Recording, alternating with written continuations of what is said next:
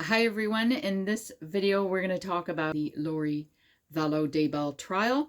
If you want to watch, I've done a video on cults and what the UK law is on that.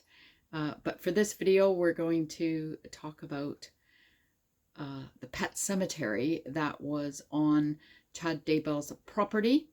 And at first we're going to watch a clip and then we're going to talk about what happens in the UK. I want to jump right into it. The testimony from Tammy Daybell's sister, Samantha Gwilym, who I thought this was really interesting because she was on the stand, and one of the first things she talked about was that pet cemetery, right? What did we learn there?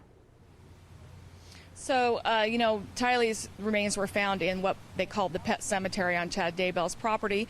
And Tammy's sister testified that growing up, no matter where their family lived, they always had a pet cemetery. They had a lot of animals growing up, and when a pet would die, they would bury it there. So Tammy continued that tradition. One of the kids' dogs was buried there, and there's a statue of a dog. And we've seen that. I saw that when I was out there at the property the day the kids' bodies were found. So she just testified basically that that is legitimately a pet cemetery that their family's very used to having all through growing up. So what we found out is that Tammy Daybell had, their family had always had a pet cemetery, and so that was quite normal for them. However, I thought, is it normal for people to have a pet cemetery?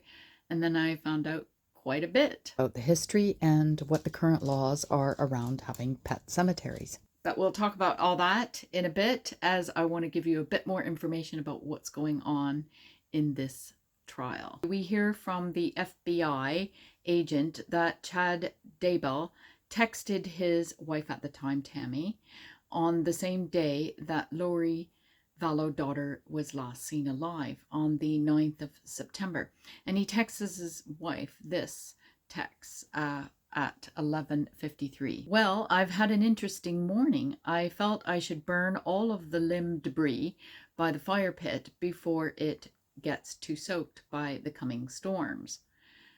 While I did so, I spotted a raccoon along the fence, and I hurried and got my gun.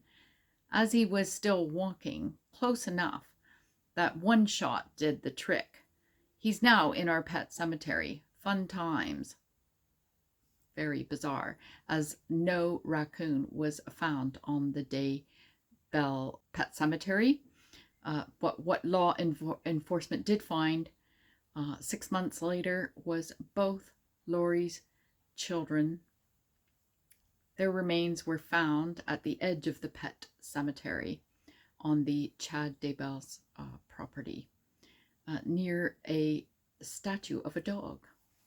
So what happens in the UK? Well, during the Victorian times, many people wanted to ensure that their pets had a good send-off and a happy afterlife. So they used to bury their pets. And if you had enough money, you could bury your pet at the Royal Park in London, Hyde Park. And they actually do tours and tell a lot of the hidden stories behind some of these pet burials.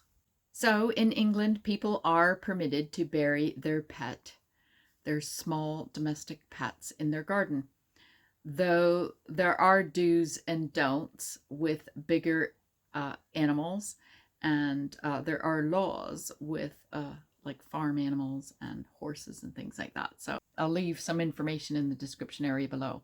So England's first pet cemetery was in 1881, but pet cemeteries are different to burying your pet in the back garden.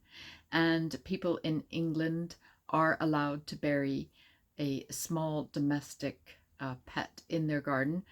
Although there is no legal obligations, like I've said, to get permission if it's a small animal, there are something I'd like you to keep in mind is that if you ever move, then you may want to take your pet with you that you've buried in the back garden.